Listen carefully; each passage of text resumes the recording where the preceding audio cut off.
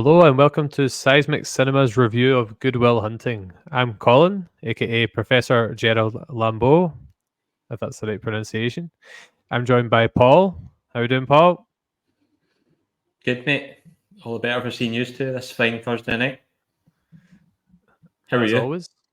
Yes, I'm good, thanks. How are you? Right. How long we're going to carry this one for, but great. I know. James, how are you doing? The big Lambowski. The big Lambowski, yep. I'm all right, mate. Better So- Wi-Fi connection this week. Although I did hurt my foot earlier on in the week, so I've been kind of just as well as the school holidays. You don't really you need lie your on the feet. couch. You don't really need your feet for the podcast. So you're sorted. No, I'm all right, man. How are you doing? So, I'm good, thanks. How are you? I think we need to retire that now. Anyway, you guys will be sitting there wondering what's happened to the big themed introduction. Well, I've decided to mix things up a wee bit with the subject matter. So I'm going to leave a maths puzzle up on the screen for you guys. I'm going to go away, have a wee bite to eat, and I'll come back and see which one of you geniuses has solved it, okay? I'm out. I failed higher maths twice. Right, here you go. If 1 equals 3, 2 equals 3, 3 equals 5, 4 equals 4, and 5 equals 4, then what does 6 equal? I'm going to take my headphones off. I'll be back shortly. Well, this is some old bullshit. It's meant to be school holidays. I finished work. I'm meant to be chilling out and doing a podcast. I'm getting sent I didn't bloody expect math this. puzzles. Oh, right. 1, 2, 3, 4, 5. I think Colin should be sacked. I didn't know how long to go away for before It doesn't really work when there's I mean, folk who are all watching this or listen to this rather on Spotify Exactly. They'd be like, what the fuck? won't see I the just- benefit of this. I just read it out to them. Right. Anyway, yeah, I know the answer. Right. What's the answer? You got an answer, Paul? Yep. It's 69. That's not the answer, no. 69. Any further dude. theories? Yep. Right, Nice. there we are. No. I think my GCHQ hat on here. You guys are clearly no Will Huntons. No, but I have got advanced higher maths though. I purposely picked an easy maths question. With the 6 equal 3. 6 does equal 3, yes. There you go. There you go. Paul James is the Good Will Hunting. Sure you're working. Show you're working, James, yeah. I just went it's the sequential into it, so it's working back the way. So this way I go to there. I look That's for funny. patterns. Everything you just said was wrong. To quote Luke Skywalker in Last Jedi. Well, I've looked at it then. I went. You got the right answer, but the wrong working. It's basically so the word 1 has 3 letters, the word 2 has 3 letters, the 6 has 3 letters. So it's how many letters are in the word. Aye. That's I not just really a went- math. That's not really a math problem, though, is it? That's a kind of It is kind of. because It's I just- don't think Will Hunting would have got that. Anyway, I took a risk. I thought it was something a wee bit different. Tried to keep What it on would theme. what would have worked better there, Colin, if you had the words the word equals 3, so no ONE equals 3, TWO equals 3, and then hand it that way. That might work better. That would not giving away the answer though. Anyway, Well- I got the question off the internet, so Well. I didn't make it up. I went with pattern recognition there, so I got the answer, but not the right working. So hey, I won. You didn't And use abstraction. And I was kind of half right because I said 69. It's got a 6 on it. I was almost Anyway, there. we'll move on. So yeah, as I said, we're reviewing Good Will Hunting on our Seismic Cinema show, and you can follow us on Facebook, X, Instagram, Threads, and TikTok, and you can watch or listen on YouTube, Spotify, Apple Podcasts, and other stations. And James has ruined the next thing because he now has a mic. So congratulations, James. How do you feel? I feel amazing. At this point in time, I need to thank Craig from It's a Script. He kindly donated. I think he gets fed up of me with the tin cup out begging for a microphone. So he came to my door, he handed the mic, and so thanks very much, Craig, for that, because you didn't need to do that at all. So very much appreciated. Is this how you met then? Aye. Oh, He just okay. said to us, I've got a mic for you. I was wanting to go drive through and get it for him, but my motor was in getting a service at the time, so he drove through to where I stay. And then I met him. So I thought he just turned up randomly. I was like, I've been watching you. I know where you live. he did text us. He did text to say I'm at the back of your bins. I was slightly scared at that point, but no. Close that shower curtain. Sorry. Close that shower curtain. Well, it's nice. That's a nice heartwarming story. So anyway, thank you, Craig. Cheers, mate. Gary is next in the firing line. So Gary, who joins us for the Seismic Soccer episodes, of which we just dropped the 6th episode. So it's Gary's turn to get a mic now. Yep. And Craig, if you're listening, we can give you Gary's address and all. So make sure you, or if you want to, if you can donate to us on our Buy Me a Coffee page and help Gary get his, I was going to say get his coffee, but get his microphone. And also, before we crack on, we are also part of the PodPack Collective, a group of like-minded podcasters looking to support each other and make a difference. So big list of names now, but search them up on X and give everyone a follow and a wee listen. Yeah. We're not doing a wee collaboration with one of the PodPack Collective that night there. We were indeed, yeah. We had We Needed Roads on for the Seismic Soccer. That's literally not what I was talking about. Oh, no. Yeah. All right, okay. Well, that was true too. No, that wasn't true. They're not part of it, are they? No. You can edit a bit out. Flipper. Yes. Keeping it in. I went on casting views for their Mind Wipe series, and yeah, it was a really good time. I'm looking forward to Sounds like it in a few weeks. Sounds like Dan did a good job wiping your mind anyway. Yeah. Oh, if it's my head's fried, it's the school holidays, so I can't be blamed for that. Anyway, 2 weeks off, booze me. Well, it's a different game when you've got a lot of people in the house as well. Anyway, recent episodes, as we said, Seismic Soccer 6 dropped, today, when the day we're recording. The week before, we reviewed the Simpsons movie, which was a great laugh with the first ever trivia showdown.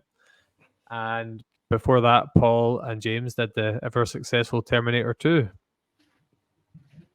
Yeah. So before we get into the review of Good Will Hunting, which I'm really looking forward to, we forgot to do this last time. We thought we'd bring back what we watching with a twist. So the twist is we've not to go off on the 5-minute descriptions of the film or show that we're talking about. That's what we used to do. It took up a lot of the runtime. So just any movies or shows we've been checking out over the last wee while, we think other people should also check out. So Paul, I'll start with you. Well, what have you not been watching? You're always watching something. So what have you been watching recently? I was saying this before the recording. I've been watching Shogun on Disney Plus. That's been pretty good. That's been my kind of staple because it comes out every Tuesday. So I've been every Tuesday night. I'd be like, oh, I need to watch that. So that's good. Got to give that a quiz on that. Movie wise, watched Good Will Hunting today again as a refresher. And I watched Ford versus Ferrari last week after the boys from What's the Script and James and that were all talking about it on Netflix. So it's such a good movie. I didn't think I'd like it because I don't really watch a lot of like motorsports kind of movies, but it was really good. I often find that with sports movies, like you don't really need to. Like, I'm not into boxing or karate, but I love Karate Kid. I love Rocky, Creed, etc. Like, I feel like you don't really need to be into the sport itself quite a lot. Yeah. So I found that it was really, really good. I really enjoyed it. The Guest from 2014 is a good movie. Watched that last week. I'd seen it years ago when it first came out, I think, and I watched it again on Netflix when it dropped. So that's the kind of main things I've been watching. I've not really been catching anything else, to be honest. Been catching up with Bad Batch. Did you not what? Yeah. Is that what you were going to say? Did you not watch Madam Web? Oh, I did watch Madam Web. I tried to erase that from my memory though. It's pretty pause. So I can really say. No worries. What about you, James? What have you been checking out? Not much, to be honest with you. So I've been kind of binging again, Line of Duty. Just kind of being off and out. Do you know what I mean? I'm saying I'm off. I'm still doing kind of work in the background here and there, but Line of Duty's on in the background and just kind of watching that again. Also been watching films I've not really ever seen before. So I watched My Sister's Keeper. Have you seen that? No, it's not a film I would generally watch, but it's quite hard hitting. So it is. So it was a good film. I quite enjoyed it actually, just because these films are quite hard hitting. Tugs the heartstrings and whatever. So I watched that. It was decent. What else? I watched obviously Good Will Hunting in preparation for this, and I think that's about it. To be honest with you. Anyone want to ask me what I've been watching? What have you been watching, really. Colin? Thanks, James. Sorry, I finished watching a show on Disney Plus, which I really enjoyed. Death and Other Details, it's called. It's like a murder mystery set on like a big fancy boat. And I'm really into my murder mystery genre, so I enjoyed that. I've been watching Bad Batch also, Paul, and maybe spoilers for a future discussion, but I think season 3 has been excellent so far. That's my kind of viewpoint on it. The second episode this week was really strong, I thought. Second episode this week. Was there 2 episodes this week? It's a two-parter, or not two-parter. They released 2 this week. All right. I haven't seen them. I've been continuing to watch Classic Simpsons on season 2 now, and I've just started my staple show. I've started watching Better Call Saul. Oh, very nice. Because I've seen Breaking Bad, obviously, but Better Call Saul, I've had a few people saying it's really worth a watch. So either you guys checked it out? I seen the first season like when it first came out years ago, and then I kind of dropped off a wee bit. Yeah, I think I'm going to commit to it. See how it goes. I've heard good things about it. So You like a wee lawyer show, didn't you? Yeah, I do. Right, so going to do a wee bit of background on the movie, Good Will Hunting. So it came out in 1997.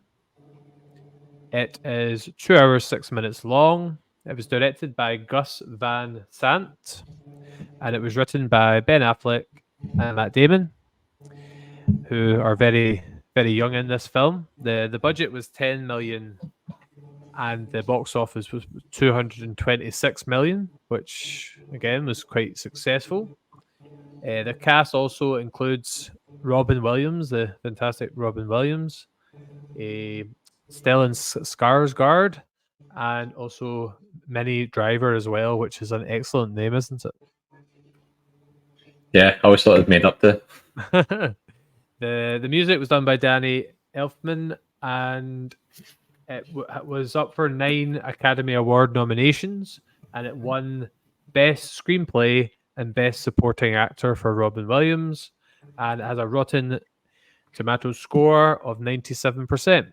So that's just a wee bit of background on the movie. So just before we get into some of the Twitter comments or the X comments, just want to know your kind of background on this. So you've obviously both seen it before. James, when did you first check this one out? Did you see it kind of at the time, or was it a wee bit after?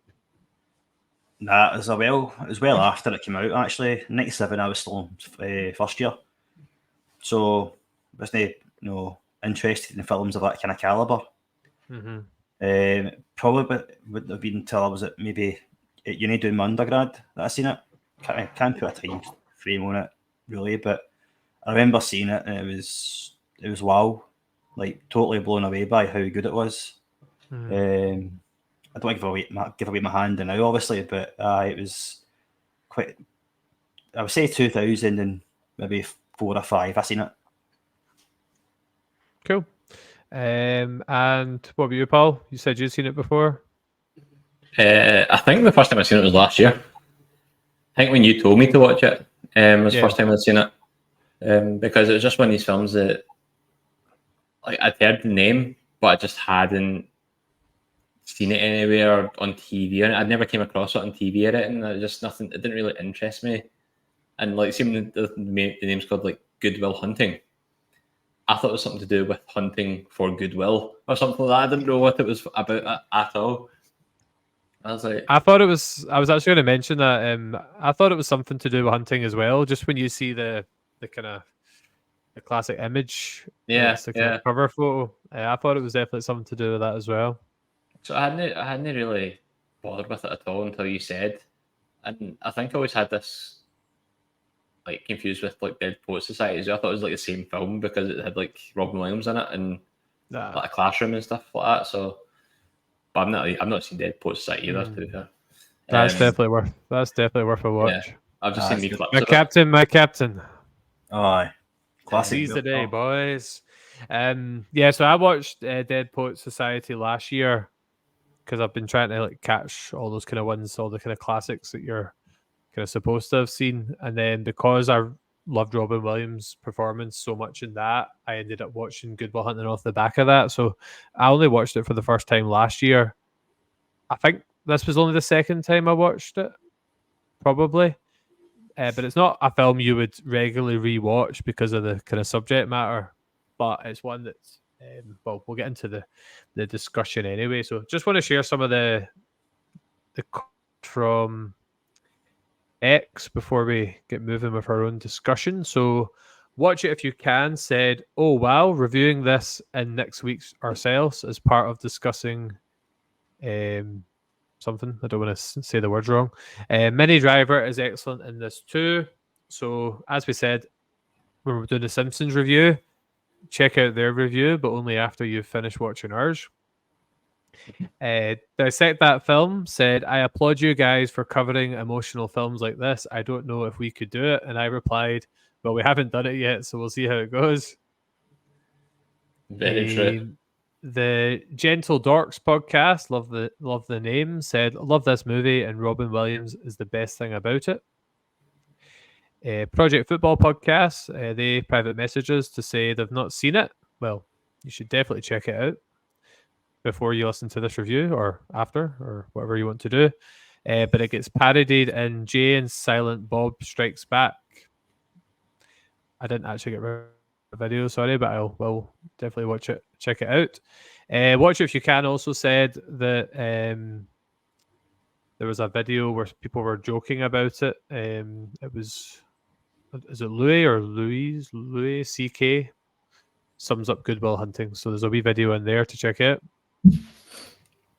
Paul looks like he's about to say something. No. The Best Film Ever podcast said it's a remarkable film that plops a wonderful little romance in the middle of a personal crisis among postcode/zip code politics and what it means to know you're special or to know that someone else is, and the shackles and responsibilities that such a gifting requires. Wonderful film. So thank you for your comment. I'm glad you enjoyed the film. Very formal. And it's very formal, yeah. Podcast Audio said, I haven't seen the whole thing, only parts of it. So again, I would recommend checking it out. And the Chris and Christine show said it was back in the 90s, whenever it was released. I can't remember that long ago. It's a bit sad, but we'll go with that. And Life on Mars, which is from the Two Girls, One Reusable Cup podcast. Did I get the name right, Paul? You did, yeah. Marie, that was with us from Shaun of the Dead. Shaun of the Dead. It said Robin Williams' best performance and role. And Chatsunami said Robin Williams was incredible, so his performance got a lot of love. Also, something, it's not your fault. yeah, so that was the reviews. Oh, I thought you was going to drop off there. So So that. did I. Yeah, I'm having not a great internet signal tonight. Anyway, so on to the review itself. So the trivia contest will come at the end, and I've decided to mix it up a wee bit because I feel like sometimes we just never know quite where to start. So I've just kind of picked out a few aspects of the film just to get your thoughts on, and a few themes as well. So, Paul, I'll come to you first because you don't like when people come to you first, and it's funny. Right. So, what did you make of Will Hunting and his the kind of dynamic with his group of friends? Like, what did you make of that aspect of the film and his pals? I found it quite relatable because I feel like in our friend group, I'm the Will Hunting. You know what I mean? Like, I'm the one that's quite clever and that, and everybody else is kind of like, yeah. Nah, I mean, Colin. Yeah, that's why I feel like that. That's why I feel like in that Seismic Cinema night. You know what I mean? I was going to say there. You're the one buying the shots that night. You're right. I'm that Morgan guy. I'm waiting for the bit where you say you're only joking. Yes. Is that not coming though? Nah, I'm only kidding. We're all Chucky. None of us are Will Hunting, as you can tell by the bloody bath puzzle at the start. Yeah, I like the dynamic because he's totally committed to his pals, and they're totally committed to him throughout the whole movie. It's, I don't know, are we going like into the movie itself? Like, because I think like the one part that shows like how together they all are is when they give him his car for his 21st birthday.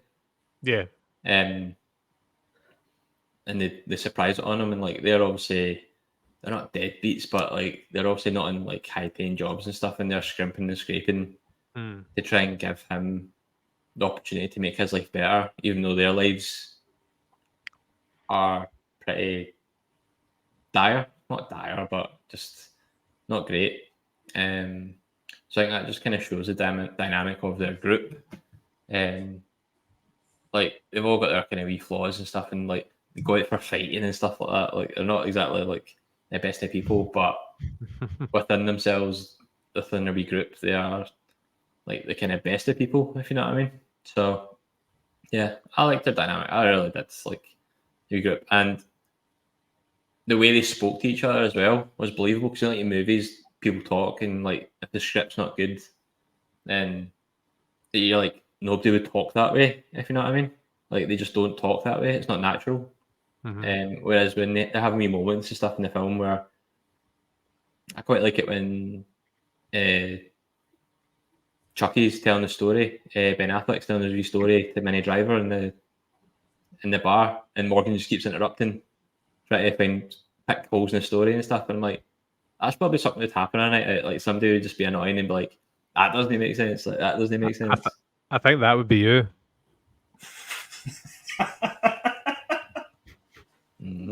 Yes. Just don't. I'm trying. Nah, I was going to say something, but I'm going to leave it out.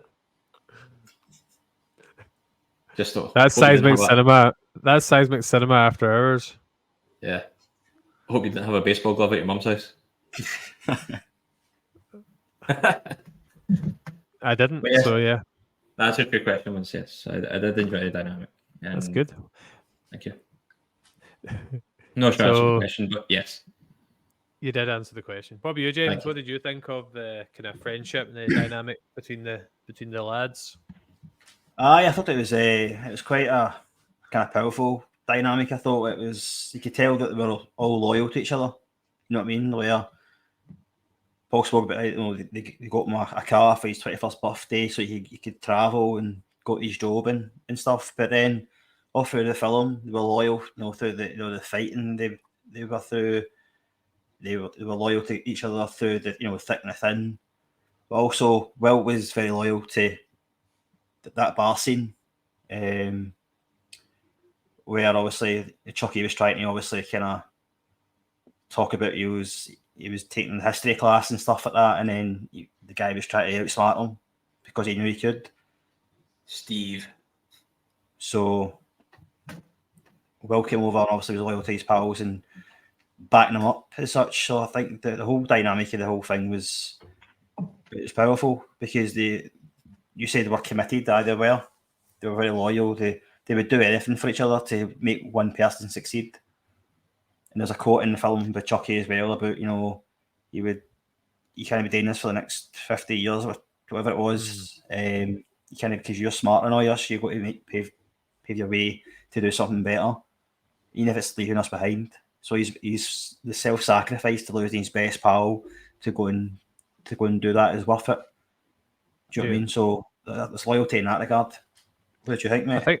I think you get that as the film goes on, but see, like the first maybe like 15 minutes of the film, Paul, I don't think the characters were very likable at the start, just because they were quite abrasive and cocky and getting into fights. But I think you saw their kind of true friendship and their kind of caring for each other as the film went on. What were your kind of first instincts of the characters? Did you like them, or did you find them a wee bit abrasive? Just me. Aye. I went first last time. Paul went first the last time. This is... You're going first again. God damn it. Did you like the characters at the start, or did it take a while for them to kind of grow on you? At the start, not really. Because they go fighting before they go to the Harvard bar, don't they? Mm-hmm. So I think the Harvard bar is when you kind of get to like them, but before that you kind of like, oh man, these are shitbags basically. But even while hunting themselves, like, I don't know, like for the majority of the movie, he has these spots where he's nice, but I find myself thinking, man, he's a bit of a arse, basically, like, because he's going through his therapy sessions. I know he's having like defense mechanisms and that because he's had a bad upbringing, but like he is quite abrasive with people, like you were saying, and at the start they all are that way. The only thing is with pals, there's Chucky, there's Morgan, and then there's the other one, but he doesn't get much screen time, and he's quite a good actor nowadays. Like he plays like agents and like police officers and like usually a bad guy or something in films, but he doesn't really get much screen time. I can't remember his name for the life of me. I remember thinking that at the end of the film when they gave the birthday present of the car, I was like, that guy's barely been in it. Like he's been in a lot of the scenes. Yeah, he's not just really in the background. Not done very much. Yeah, and yeah, I was just wondering because I can't remember his name at all. Like he doesn't get a lot of screen time for being one of the main friends, but yeah, that's just my thought. This is probably just me not realizing this, but did you know that who plays Morgan? No. Casey Affleck, isn't it? Casey Affleck, it's Ben Affleck's brother. Oh, is it? It looks different from nowadays, don't it? Looks a lot older and wiser. I didn't clock that until I looked at like the kind of cast list after I watched it this time round.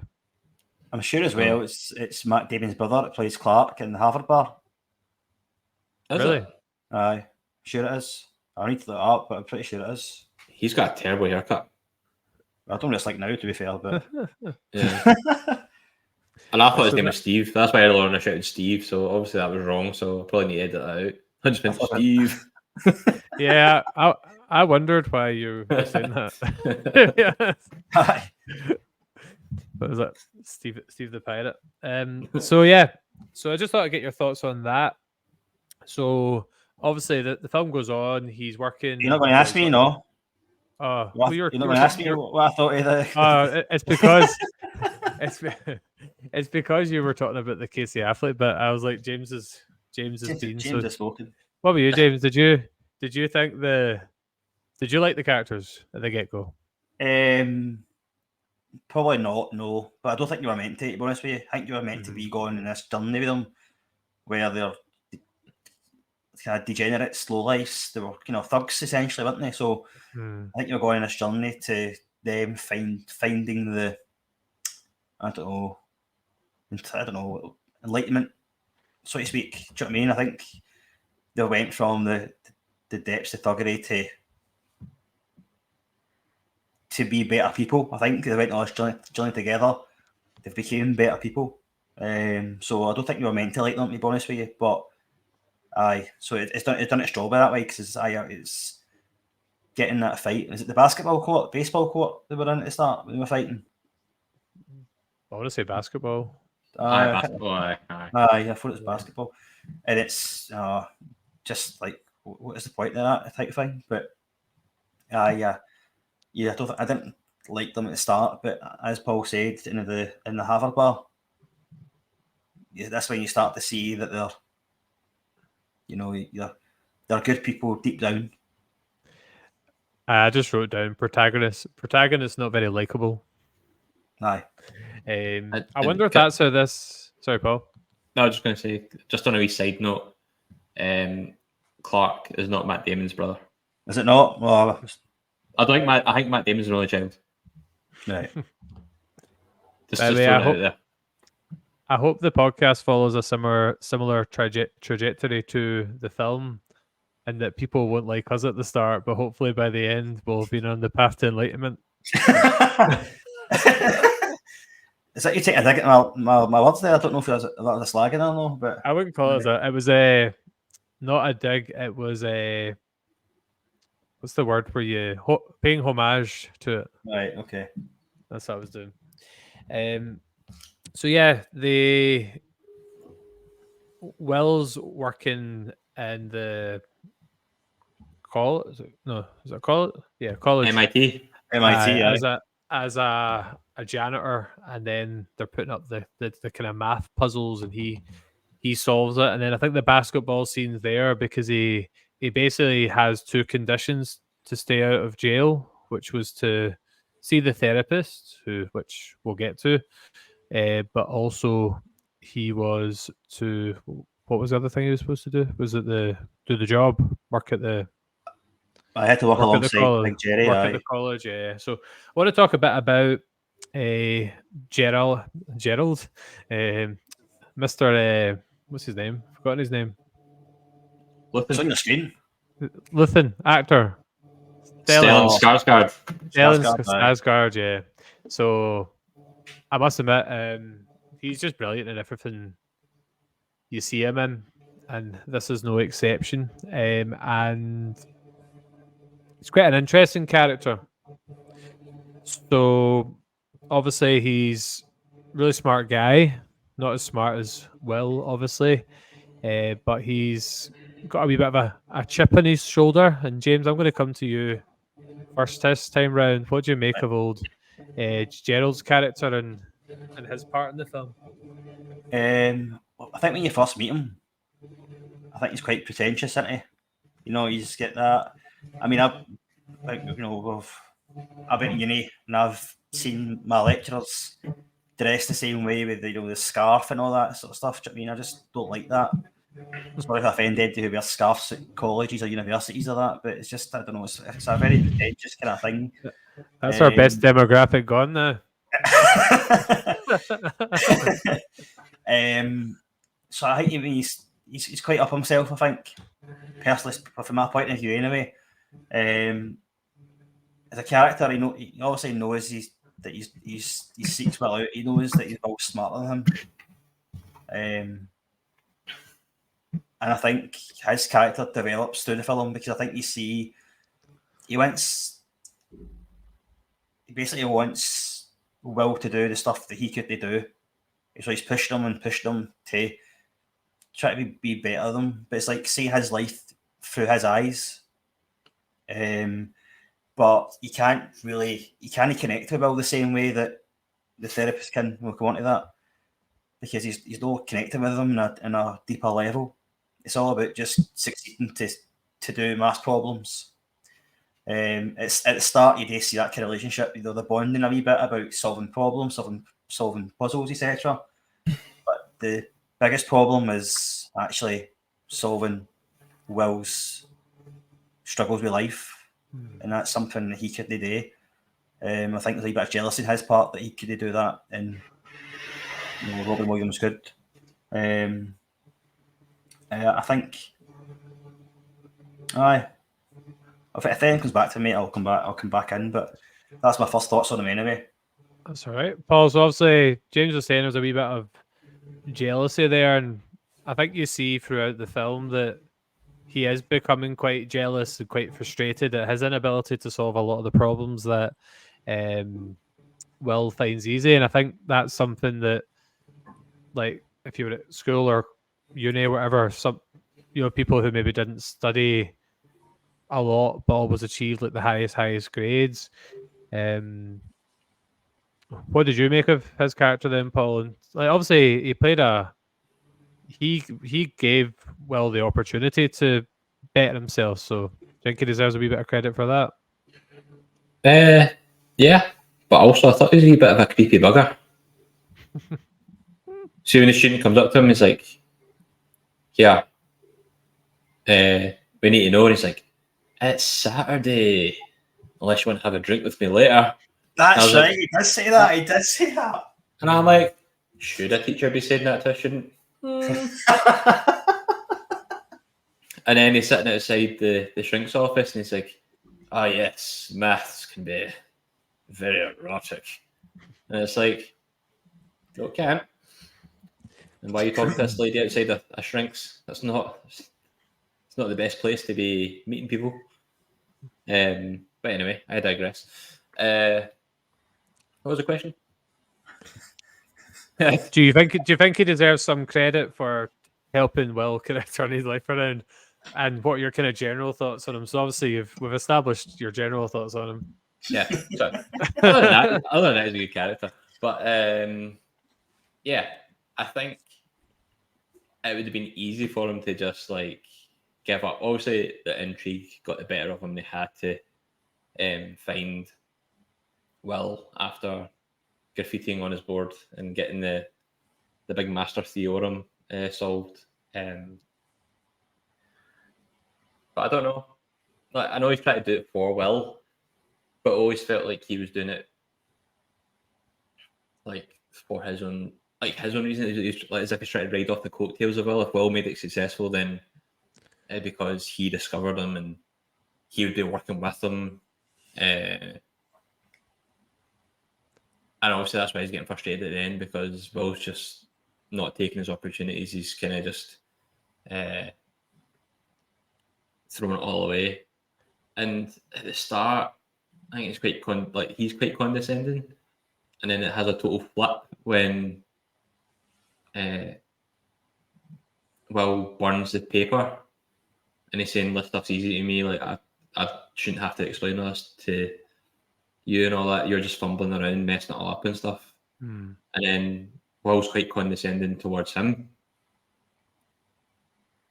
and it's quite sad to see. Like, you see him at the start, he's like the big kind of cocky professor, just calling the shots and that, and then he's like on his knees trying to put out a burning bit of paper, and he looks so just disheartened.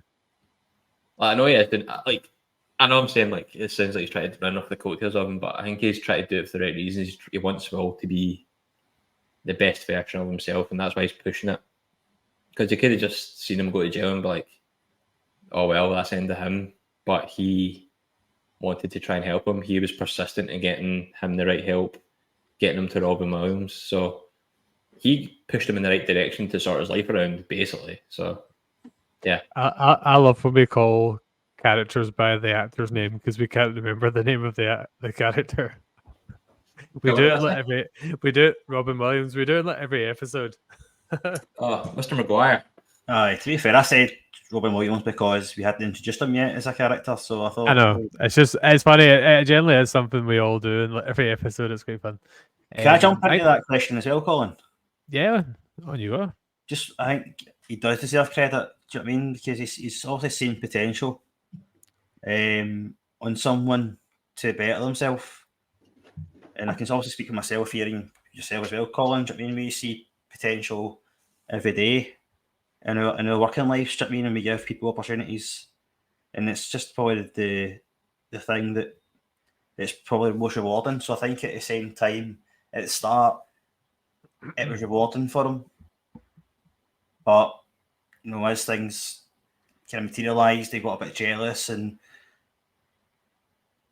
then kind of he was kind of Paul said right in the coattails. I'm not so sure so much on that, but I think he does deserve credit, because if it wasn't for him, he would be in jail, because there's no way he was getting the 50,000 bail money, and then he wouldn't have the opportunities he's had. So it took a long time to get there, but he does deserve credit, in my opinion. I think the phrase is the whole living vicariously. So he's like trying to kind of. What was that noise? My computer's wanting to restart. I'm not going to restart. No, thank you. Go away. Not today. So I'm purposely kind of building up here, just in terms of, we talked about the friends, we talked about Gerald. I'd like to talk a wee bit about the kind of love interest, because I wanted to kind of culminate in the therapy scenes and how it all kind of fits together towards the ending. So either one of you is going to shout at me here, but I think James went first last time. No, I think Paul went first last time. But Paul went first the last time. No, I went first last time, didn't I? And I went first the last time. Okay. Right, Paul, you really noticed that. What did you, first of all, did you think do you think it was a kind of like good movie relationship between I've forgotten Minnie Driver's character name, but her and Skylar. Of course it's Skylar. I should have remembered that. There's a reason. Did you like the relationship? What was that? Skylar, Breaking Bad, is that why you remember? No. It was a name we were considering for the baby, but I don't think it's one we're going to choose. All right, okay. No, that's why I should have remembered it. I think you should go to James first, because I've got to nip away for a sentence. Where's it going? The dog out to pee. He's cocked that one, hasn't he? James, what did you make of the romance, the kind of the ups and downs, the in-betweens, and the kind of ultimate, well, not the resolution, we'll leave the resolution because that's towards the end of the film, but just the relationship in general? Right, so the relationship between him and Skylar? Yeah. Right, so it's very complex.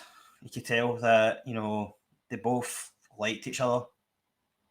Obviously, she was ready to commit more than he was, because he's never had, other than committing to his friends, he's never committed to anything else in his life before.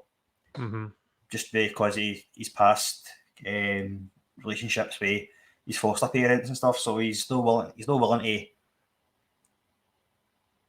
kind of put that trust in someone to let him down, essentially. So I understand that. But she said to him, I love you and all the rest of it. But he never said it back. Mm-hmm. There's also a scene between the two of them as well that he just feeds her a lot of nonsense, talking about his brothers he's had. Yeah. He's got. And it's like, I want to meet them. And he says, I don't want you to meet them. And she gets him to repeat it again, because then if he can't repeat them in the same order, then he's talking rubbish. Mm-hmm. But he does repeat them in the same order. And there's a reason for that, which I might come on to, but I don't, maybe not come on to. So it was a complex relationship between the both of them. Obviously, as she moved away, and that really affected him as well. So it was a major part. I thought Minnie Driver was excellent in it. I don't feel she had wasn't a big part, but she played the part quite, was effective. In terms of the relationship between him and Sean, Mr. Maguire, I loved that relationship. Ever since they first met one another, you could tell that when Will went into the therapy session initially, it was like, he's asking open-ended questions. You know what it's like to ask open-ended questions, Colin. Do you know what I mean? You want to receive the correct stuff back, what you want to hear back, but it becomes kind of more that Will is analysing him because he talks about the painting and he starts bringing his wife into it. Yeah. And that's when he go, oh no, because Sean's got the Will by the throat saying don't disrespect my wife again, blah blah. And then he time's up, he leaves the office, and then Sean says to the big Lambowski that I'll see him next week. But as a viewer, as the audience, you're going, that's not going to work, that. But he can that however long it was, he can sense that he's going to be able to fix, because he can see himself in him a little bit. Mm-hmm. That's the way I kind of go for the very start. As the scenes progress through the therapy sessions, you can see they were getting closer and closer. They were joking, they were laughing, they shared jokes with one another. Sean obviously shared his personal life with him as well to try and get him to open up more, which he did eventually. But I think the therapy sessions also helped Sean as well to retell, his past and maybe his trauma with his wife dying and things. Do you know what I mean? So, I love the relationship between Phil and Sean. I mean, the scenes at the end between the two of them, I don't want to go into that bit obviously, but it's very hard to keep a dry eye in the room. You know what I mean? Because it's so powerful. Yeah. So, Paul, you've had your thinking time now. What are your thoughts on, firstly, the relationship between Skylar and Will, but then also Will and his awesome therapist? Okay. I really liked Minnie Driver, her performance. Is she English in real life? Unsure. I'm not sure. Don't know. Anyway, I thought she played it really well. Like, I think the chemistry her and Matt Damon had was really good. Like, seeing her like having a wee bit of fun in the costume shop and stuff. Like, it just felt really kind of organic. It didn't feel too forced. And I think it was good as well, like, because when Robin Williams is talking about like his wife and his romance and stuff like that, love, this is happening at the same time, so like you can kind of relate to it, but he can learn lessons from Robin Williams and his relationship with Skylar, and they start talking about it. So it's quite good that it's happening at the kind of same time, and it's quite sad. Like when they break up and that as well. Like she looks really torn up, and when she's like crying and saying like I love you, and he says I don't love you, and she's like you do, but she kind of whimpers it as he's leaving at the door. I was like, because he hits he doesn't hit her, but he hits like the wall behind her, doesn't he? And yeah, just before that, yeah, because she asked him to move to Stanford with her. Is that right? And he doesn't want to. He wants to stay with his pals because she thinks he's going to go there and meet someone else and leave him, kind of thing. It's quite an interesting scene because you feel for her because she's had her heart broken, like live on screen, but you also still have sympathy for Will because you know why he's not saying it because of his past and that you've been learning about. So it's a really one of the best scenes in the film. Not the best, but it's in the top. The top 3 or 4, I'd say. And with Matt Damon and Robin Williams, their relationship, it's just so good. Like, see, like dialogue heavy movies, they usually don't interest me whatsoever. But I felt like when they were having the wee sessions, like I was just hanging on every word. Did you not feel like no time? I felt like, see, when they were on the screen, Damon and Williams, I felt like time just stood still for me. Like, just sometimes you check a film, see how long's left. See, when they were on the screen, I was just so into it, like as you were saying. Yeah, and I liked it wasn't just like your typical, oh well, here's a therapist, I'm going to sit down and just spill the beans. I like how he had to work to break Matt Damon down. Like it was just like they had like 2 sessions or something where they were just like sitting there not talking at all, like in a chess match to see who would make the first move, and that's when Matt Damon eventually starts talking to him and that. But like James was saying, like the bit where they initially meet and Matt Damon's trying to psychoanalyze Robin Williams to get a rise out of him, and he does in a big way. Like when he grabs his throat, I thought that's good. He's like, "I'll end you if you disrespect my wife ever again." And you can see Matt Damon's quite shook by it. I think he's not used to these like therapists and stuff coming at him. They're just used to taking it and like quitting because they can't be bothered with him because he's like a down and out. They just can't be bothered with the hassle. So yeah, definitely the most interesting relationship in the movie is Matt Damon and Robin Williams, obviously. But yeah, I loved every second of it.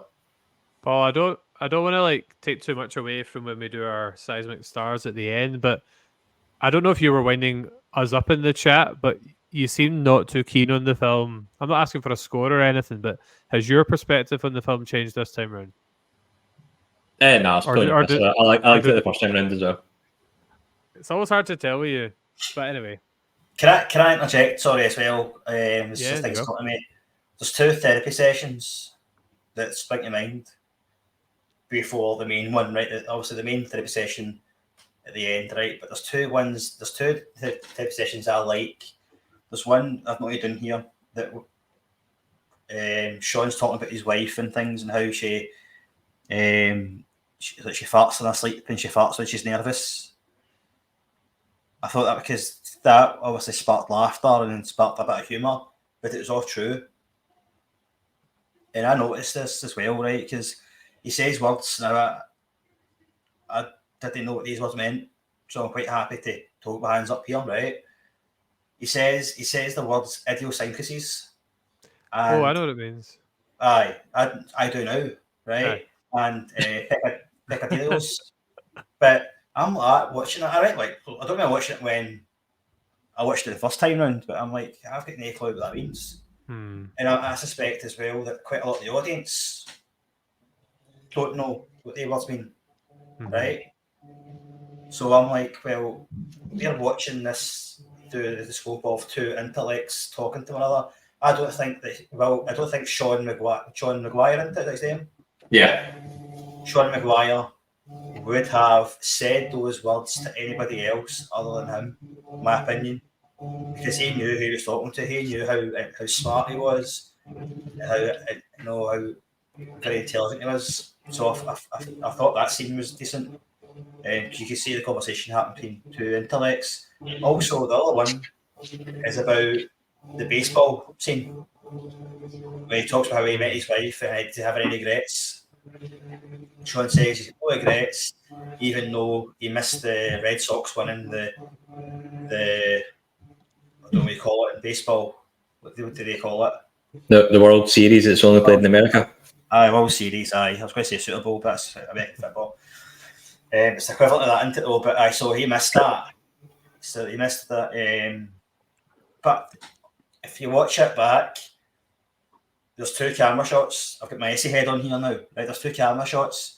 One for a bird's eye view, where you can see them both at a distance. There's one where it's like a shoulder shot, and you can see them talking to one another. It's closer.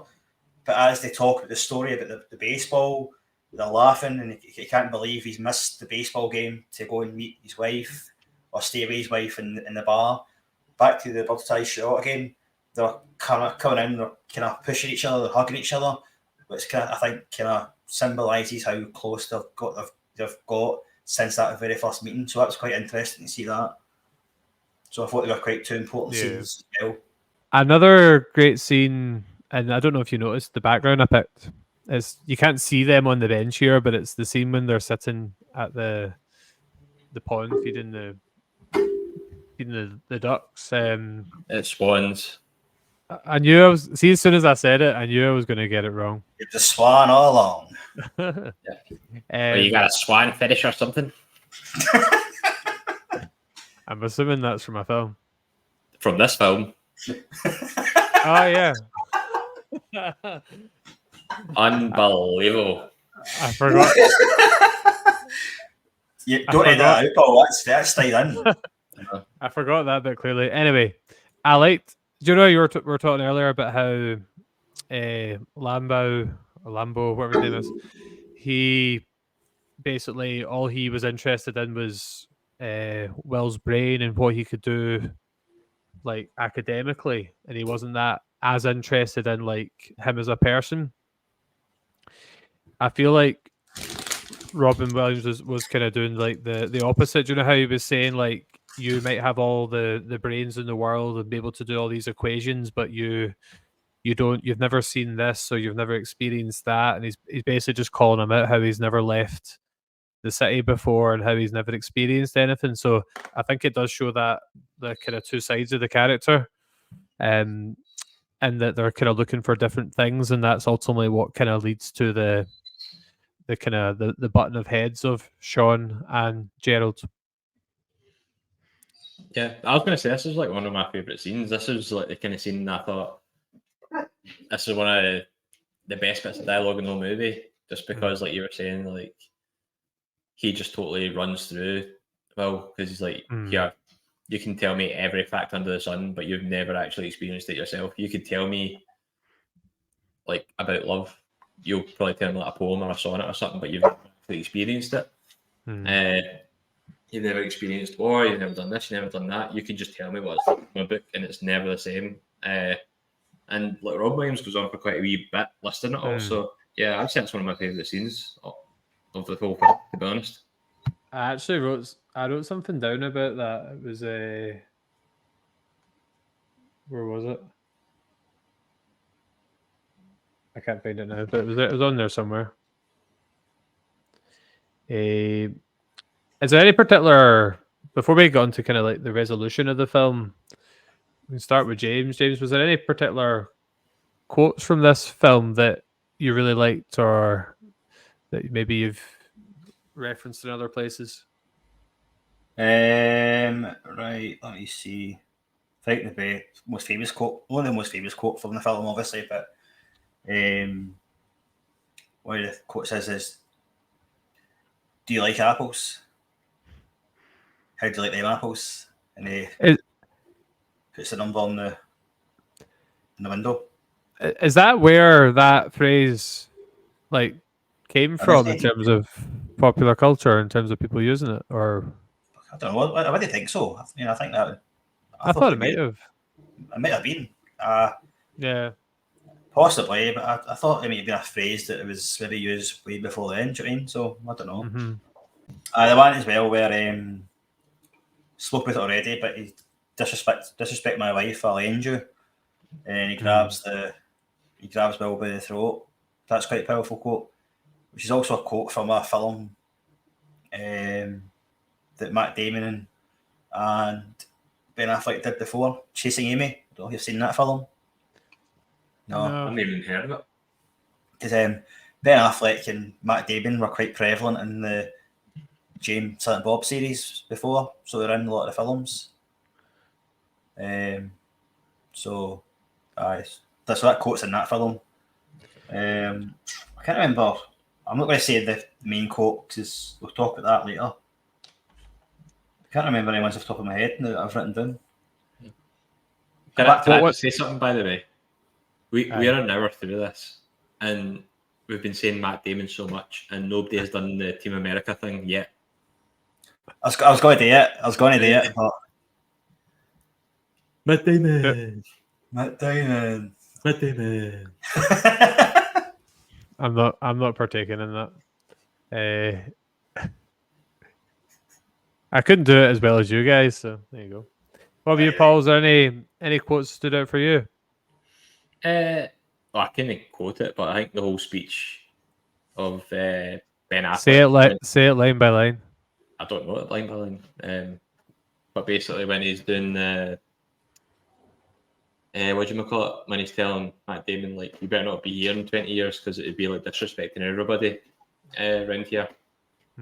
That whole speech was pretty good. It's pretty powerful when you think about it. Like, that's his best friend telling him, like James was saying earlier on, like his best friend's telling him, like, basically, you've got such a gift, you need to go because you'll hate it if you.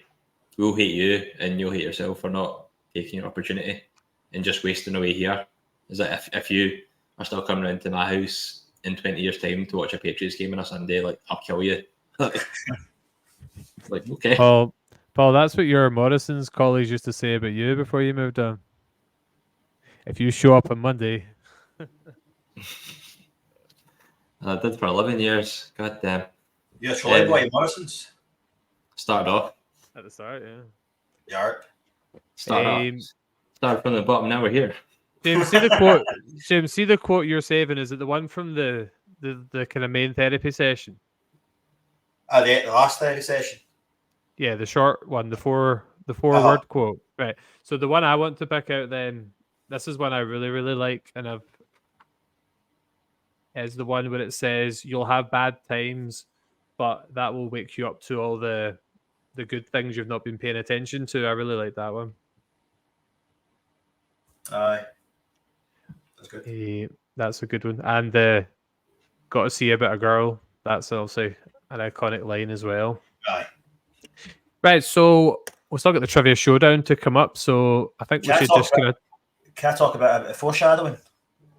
Oh, maybe you should have done it. Maybe you should have done it at the start.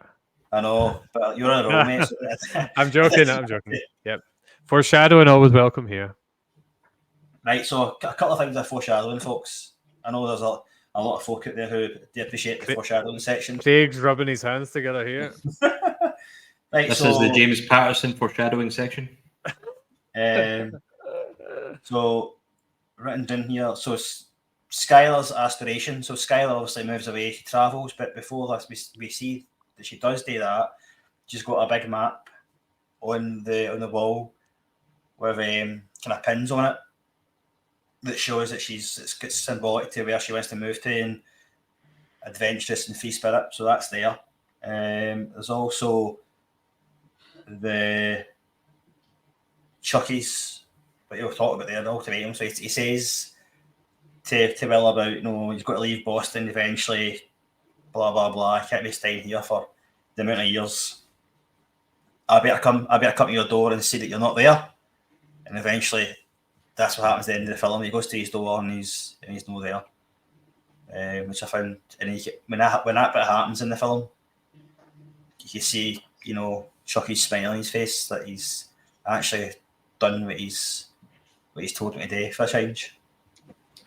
I've got another couple there, but I'll leave them now. So that's James' foreshadowing section finished. Thanks, guys. Thank you, James. Right, guys. So just on to the kind of end of the film. So like the last kind of therapy session, and then like the ultimate resolution. So, Paul, we'll start with yourself. What was your take on the the dog did it again? What? Did your dog do that again? He's a big jobby. Right. What did you make of so basically Lambo and McGuire. What's his name? McGuire, that's the one.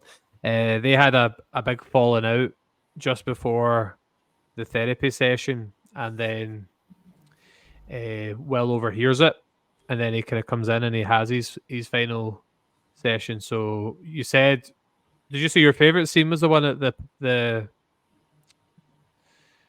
pond? At the spawns, yeah.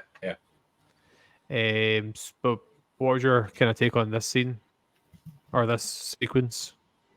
It's really more than a scene. Yeah, I enjoyed it. I think when they're all fighting, that's just kind of showing the pressure they're under because they care so much about Will and what's best for him. Like, but they've got two different approaches. Like, Lambo's trying to force him on a path, whereas McGuire's trying to just kind of let him choose for himself. So it's quite good to see her clashing, and then it comes to head. He's like Lambo thinks Maguire resents him, and Maguire just thinks that Lambo thinks he's thinking his words like a fuck up or something, but he chose to go his own way and he's proud of it. So I think Will's more like Maguire in this film, really, isn't he? But it's quite nice that they made up in the end and they were going to go to the reunions and stuff together. Yeah. Because he hadn't been for so long, and I think that whole experience with Will made Maguire. See, I'm using his real name now. His movie name made Maguire have a new zest for life, which was nice as well. Yeah. So I think it ends up like quite a good ending for everyone involved, really. Except Lambo, he didn't get his prodigy going on the mainstream. Yeah. But at least he was happy. So Got his James, friend what back. you? That's good.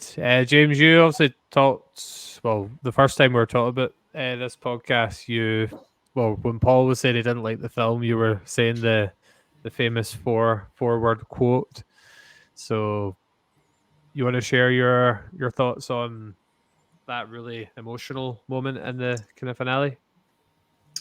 Aye, sure, man. So obviously, just after that, Sean's got his kind of personnel file, hasn't he? He's got all the details. He's got to sign it off to the judge or whatever it was, wasn't it? You can see that he's went through some kind of trauma. He's obviously had a bad childhood. He's been beat up and things like that, and he's obviously affected his life because you can't trust MD. You can't grow close to someone because all he feels is they'll just hurt him at the end. Sean also shares we'll ask him if he's any experience with this sort of thing, and he says, I've got I see a lot of experiences with lots of patients, but Sean knew exactly what Will meant. And then obviously he says that as he was younger, he was beat up as a kid as well, and he would take the hits to save his mum, his brother or sister. I can't remember who it was now. So he shares that personal trauma, so he knows exactly what he's went through. And obviously it's not your fault.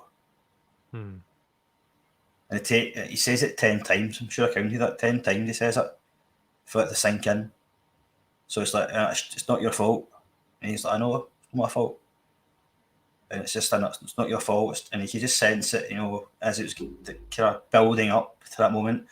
He was getting closer and closer to Will, just to tell him it's not your fault. And then Matt Damon's acting at this point is sensational. I've got to say, you can say he pushed him away and said, "Don't you start? Don't do this to me. It's not you, Sean." Him saying it's not you, Sean, tells us that he's obviously grown a massive connection. He's grown to trust this guy, and he can't be let down by someone he's grown close to, not him. And it's not your fault. Obviously, the hug and the crying at the end of it is very emotional. Do you know what I mean? Because I can't imagine what his life would have been, or both their lives essentially would have been like. I mean, I think we're all guilty at some stage in our life that we say, in my childhood I could have had this, I could have had that. But essentially, for me anyway, man, like I had, electricity and food on the table and things like that. Mum and dad loved me, which is a lot more than what Will and what Sean had. So even though I can't experience what they're going through, I think it's a lot of folk will have experiences of that. Yeah, it'll be a trigger to a lot of folk. But even though I didn't feel I didn't go through that. The thought process of me thinking, "Oh, wait a minute, what would that been like in their emotional state at that moment in time?" Was definitely, it's definitely emotional. Do you know what I mean? Because I think I did shed a tear at this point, and I'm not ashamed to say really. Do you know what I mean? Because it is emotional. I think I'm not a robot at the end of the day. Do you know what I mean? It's definitely got to be up there with one of the most emotional scenes I've seen in any movie, if I'm honest. Just how it all kind of built up with the anger and then the revelation that he'd been through the same thing. But that was very eloquently put. Thanks. You're on mute, Paul. The two sides of Seismic Cinema. Yep. Okay. I was just about to say it's a monologue that Stellan Skarsgård got to be proud of. And he loves a monologue. He loves a monologue. Good old Luton. I think that's that's all. Well, we've kind of talked about the end of the film. We talked about the foreshadowing for him going away with Skylar. I like that he returned the. Remember, he's like he steals Sean's line about going to see about a girl. Oh, that's good. That's a good part as well. And do you not think Ben Affleck shortchanged himself a bit here? Like he's like the kind of goofy friend, whereas Matt Damon has all these emotional scenes. Do you know what I mean? Can I say there's a scene that Ben Affleck Chucky's in, and he does the job interview for Will. That scene is hilarious, man. So it's, yeah. I like some of Will's antics. Like when he basically sat in silence for the full the full appointment. He's like, "Is it a staring contest?" He goes, "Well, it's quite impressive, actually." Remember the first couple of therapists, the guy he just absolutely tore him to shreds. Aye. Afternoon delight. Anchorman foreshadowing there. Why?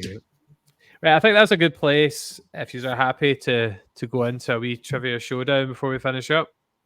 Well, I know sure happy would be the right word to describe this situation, but kind of I know what I'm getting up here. I think we need to lay down the ground rules. Paul wants no notes. Do you accept that? Because Paul's no written notes. I didn't. So I'm getting punished then for doing my homework. My argument is that's like taking a textbook to an exam. You know what I mean? You have your notes where you don't take it to the exam. You know what I mean? I'm going to let you two decide on this one. Right, okay.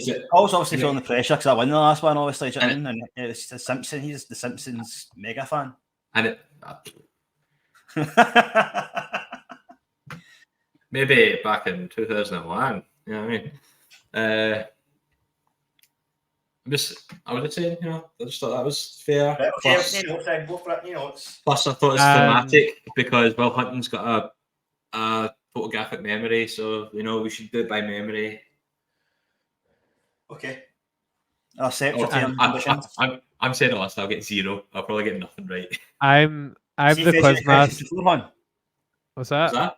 You chapped his door and gave him the questions beforehand? No, nothing like that. All right, okay. A, B, C. Who's on the far right hand? But I'm the quizmaster, so what I say goes, right? Who's on the VAR? Gary. Out of shot. Right, James, you're first up. Great. So it's 5 questions, and there's a tiebreaker because we needed it the last time, so that was quite handy.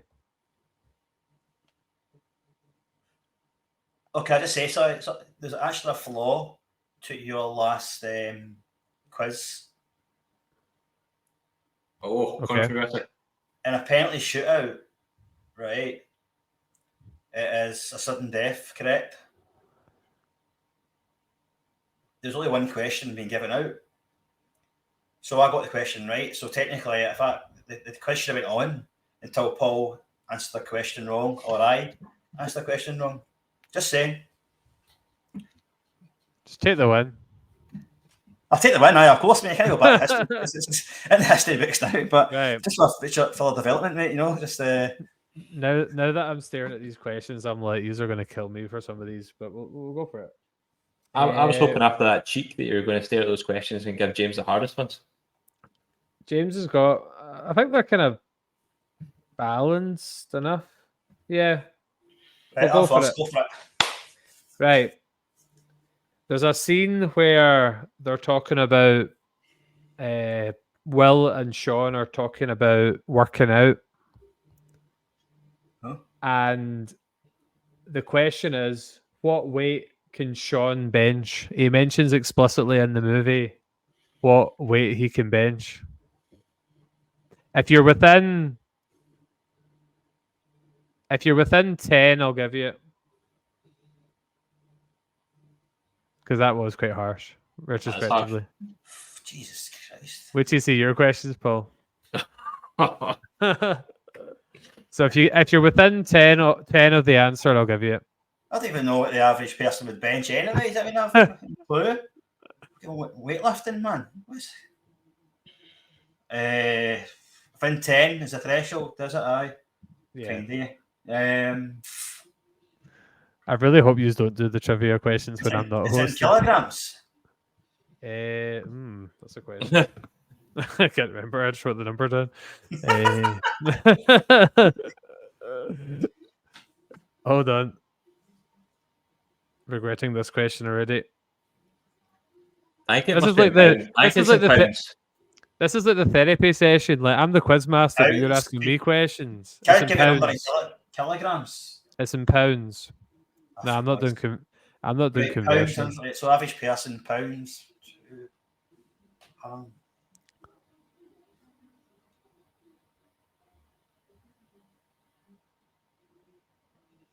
think no clue. Pounds to conversion.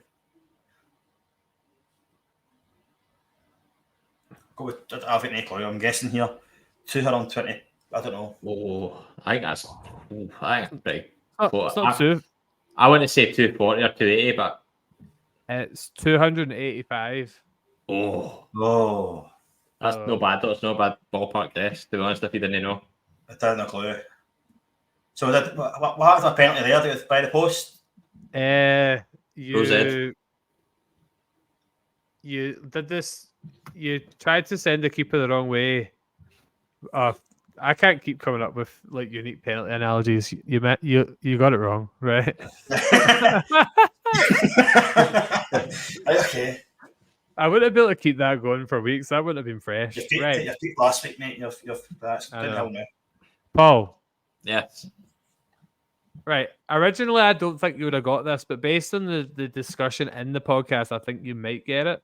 Oh, no. So, what is the name of the guy in the bar that tried to humiliate Chuck?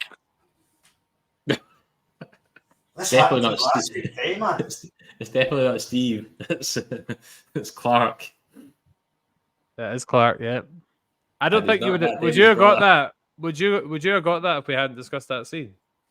To be honest, at first I thought it was Steve, but then I thought his name was Steve Clark, and then Steve Clark. yeah, Scotland.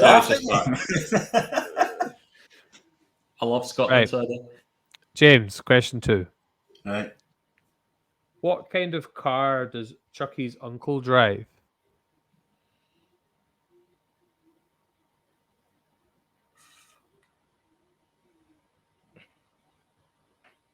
Because they told the story of when he Stole the cop car.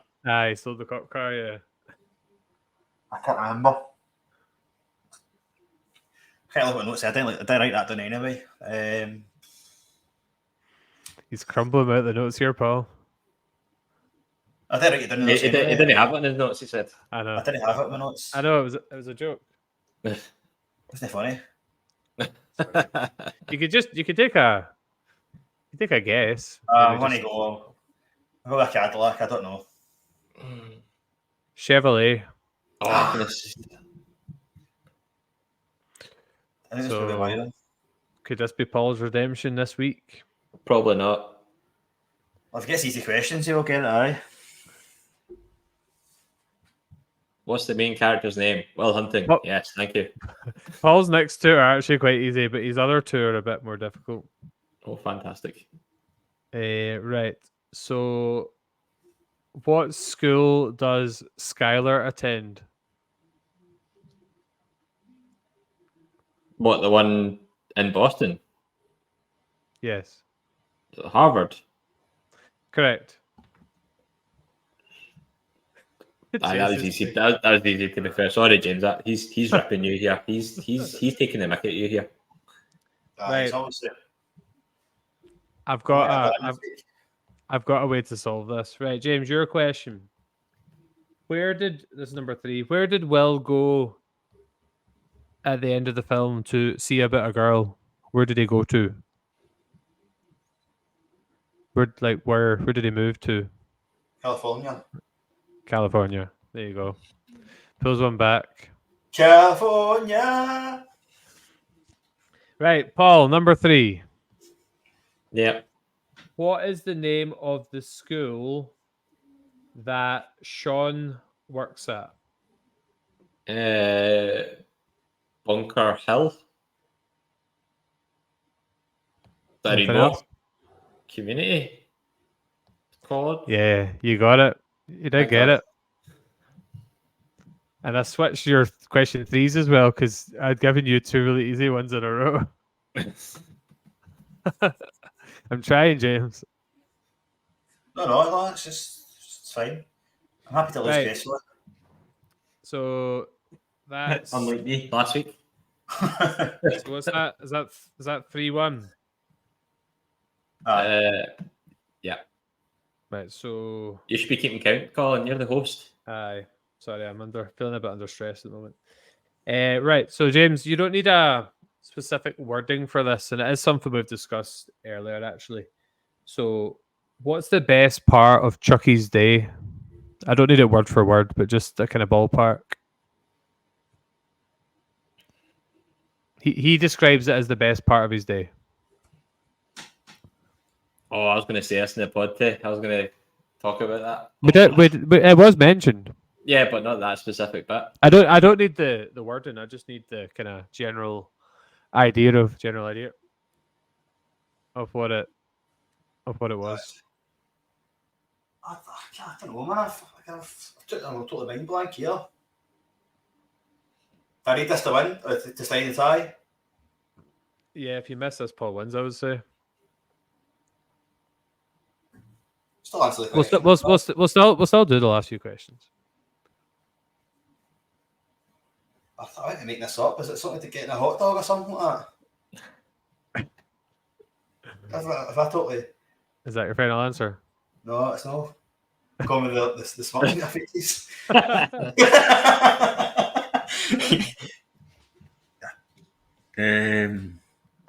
can't remember, mate, to be honest with you. We'll have to just blast it at the bar here. I've got any clue.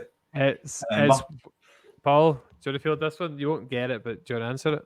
Is it like the 10 seconds in his day that he takes to walk up to Will's door, hoping that he's not going to be there or something like that? Yeah. Oh, fucking man. Then his second favourite part is getting a hot dog. Paul, what is the name? Oh, is he away? I'm just hiding, mate. Paul, what is the name of Lambeau's assistant? The wee guy that kind of follows him about everywhere. That's a hard one. Tom. I thought I'd have stumped you on that one. That's I was going to bring it up because I was going to say he's probably the worst part of the film because he's so good in as an actor. How funny is it when he gets pure jealous of Will, though? It's funny, isn't it? Aye. Yeah. But he's just so bad at conveying it. He's just like, yeah. Should get one in the pod. Biggest celebrity we've had. Right, James, you've still got one more question. So, Sean, as part of a scene, says, "I bet you can't tell me what it smells like in what's the place where Will can't." Sistine Chapel. Correct. Yep. And Paul, last question: how many brothers does Will claim to have? 12. Paul, you just got full marks, 5 out of 5. No. See the one I thought you were going to ask was the day Name them all. he met his wife. Name I thought them you were gonna all. ask that for sure. In the right order. What's that? Name them all in the right order. Teddy, Barry, Johnny, Billy, 1K, Poe. Marky, Ricky, Danny, Terry, Mikey, Davey, Timmy, Tommy, Joey, Ravi, Johnny, and Brian. You reading that? I just asked him to that. Look at that. Do you know why that is? What it's for? What? Nope. It's from the song "Who Started the Fire." Oh. I So didn't that's start anyway. the fire. Cut that bit. Paul, how do you feel about scoring all 5 pens? I actually thought the questions weren't too bad this week. I thought the Simpsons ones were a wee bit harder. But I did was take a e- wee bit more. Because more I know attention. because I know the Simpsons better, it was easier to ask more obscure Yeah. questions, if that makes sense. I really thought you were going to ask the date of when he met his girl, is when Sean met his wife, and I was like, it's the 21st of October, 1975. Need to remember that. Yeah, well, I'm now dreading a potential Back to the Future trivia contest next week. Yeah. Who's hosting that? James. James, That's yeah. me. Oh, give him hell. But be nice to me. I don't know, but if I've got a guest coming on, man, I might need to scrap it. So we'll see. Yeah, maybe better to do if it's just us lot. Pulp Fiction then. Oh, you could do, since I've done 2 quizzes, you can do one against the guest if you want. Who? To me? Me against the guest. Yeah. Since you've not had a shot, I think that. I love how we haven't even asked the guest yet, but we're just assuming they're coming. Well, I'll get questions together then. It'll be Colin versus guest Cool. or Colin versus Paul. Cool. Lovely. Right. So before we sign off after another entertaining, hopefully, episode, it's time to do the seismic stars. So I'd like to start with James because Paul's been pulling our legs as he often does. So James, what would you give this out of 10? And just for our first time listeners, we're not ranking this film against every other film. We're just ranking it on its own merits as an individual piece of work. So James, what would you give this film? I think it's got to be a 10 out of 10, mate. Okay. Like, I get invested in films. I mean, if they're, engaging and like there's a lot of action and stuff. But I think for this film, it's engaging and getting invested for different reasons because you become part of the character. I mean, you follow a character's journey through a film, and I've always said if a film kind of grips me that way, where I can get emotional and just follow a character the way I can with this film, and not just one character, by the way, you're following a lot of them, mainly Will, obviously. Then I enjoy the film a lot more, and it's one of these films that I don't think the films you could look at your phone or you could just kind of have in the background. This, you're watching it, you're pulsating onto every word, to certain scenes, 100%. You know what I mean? So I just thought the acting, Matt Damon, Robin Williams, quite rightly, did he win the Oscar for this, didn't he? Best Supporting Actor? Yeah. Aye, absolutely. Do you know what I mean? I think the acting was phenomenal in the film. Jerry, the Big Lebowski aside, obviously I had my kind of annoyances with him, certainly, but it's not enough to topple get a 10. For me, I think the film as a whole worked, and the relationships between all different characters worked. So 10 out of 10 for me, mate. Fantastic film. I never want to follow James when he gives his summaries. So Paul, it's over to you. Who's got their washing machine on, by the way? It's not me. I think it's my freezer just turned on. I don't know.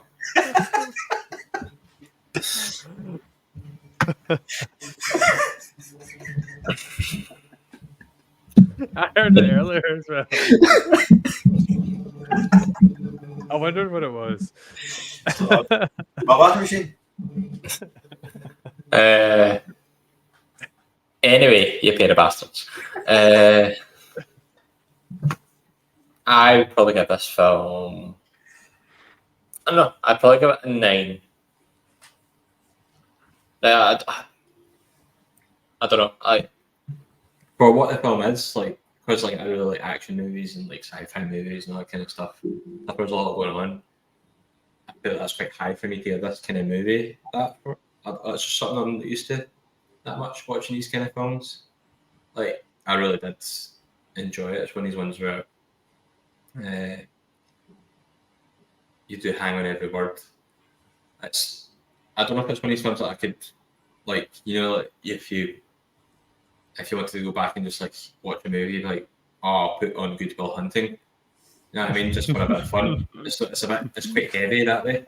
It's not a chips and dip film, is it? No. But yeah, I mean, so it's like I gave like The Thing a 10 out of 10. I can't remember what else I found a 10 out of 10. But it's just not up there for me with that kind of movie. But I did really enjoy it, and probably I got a 9.5 then. But yeah, the conversations were really good. The dialogue was really good. Like everyone, I was saying earlier on, like talks believably. The banter between different parties. There's quite good humour in bits and pieces in the film. Matt Damon's a bit annoying, but it's obviously because he's defensive. But yeah, overall enjoyed it. Acting's really good. So yeah, 9.5 I'll give it. See, if you keep monologuing, Paul, I think we could have got you up to a 10 there. Nah. You just talked yourself from a 9 to a 9.5. I would go 10. I would go 10 as well, just because it's such an intense film and it just really kind of hits you in the feels and really gets you reflecting on your own life and experiences and like hopes for the future and your own relationships. It's interesting because I watched this and it's the same kind of film as like Dead Poet Society, just not just because of Robin Williams, but just kind of like in terms of the messages and the themes of the film, which got me thinking. James, what do you prefer out of the two films? It's a tough one, mate, to be honest with you. I love both films. I'm probably going to say Good Will Hunting, though. I don't know if it's recency bias for me because I've watched this twice, but Dead Poet Society once, and I've just watched this for a review. So I think it would be interesting maybe to do Dead Poet Society one day. I'm up for that, mate. You definitely need to give it a wee watch if you enjoyed this, you know. I know I should try and catch it. It's on Disney Plus, I'm sure. Okay, yeah, I'll give it a bash. So maybe that's what we do in the second half of the year. You don't want to do too many of this ilk in close succession, you know. Unless you want a podcast with us greeting. No. Right, anyway, talk about us greeting. You can find us on Facebook, X, Instagram, Threads, and TikTok if you enjoyed the episode or if you watched the episode. And you can catch us on YouTube, Spotify, Apple Podcasts, and we would love it if you could subscribe, share, and all those other things as well. You can help Gary, who's not here, but will be on Seismic Soccer, buy a mic. And make sure you also check out the PodPack Collective as well. Next week, we are reviewing Back to the Future. And we're hoping to have a special guest on, although we've already promoted it like that. So James is hosting that. And then Paul's going to host a review of Pulp Fiction, featuring one of my favourite songs. You know what song that is? Nope. Son of a Preacher Man. Oh, I love that song. And then obviously we've got Seismic Soccer number 7 coming up. Finally, number 7, because we keep getting the number wrong. So thank you for checking out this review of Good Will Hunting. If you haven't watched it, why did you watch this first? And if you have watched it, go watch it again. And Paul, it's over to you to give the slogan at the end of the episode. The power of escaping Boston. Have it. Have it. The Harvard bars. Have it to the Macari party. That'll do. It's the power of escapism, Colin. Yeah. Thanks for listening, guys. Yeah. Cheers.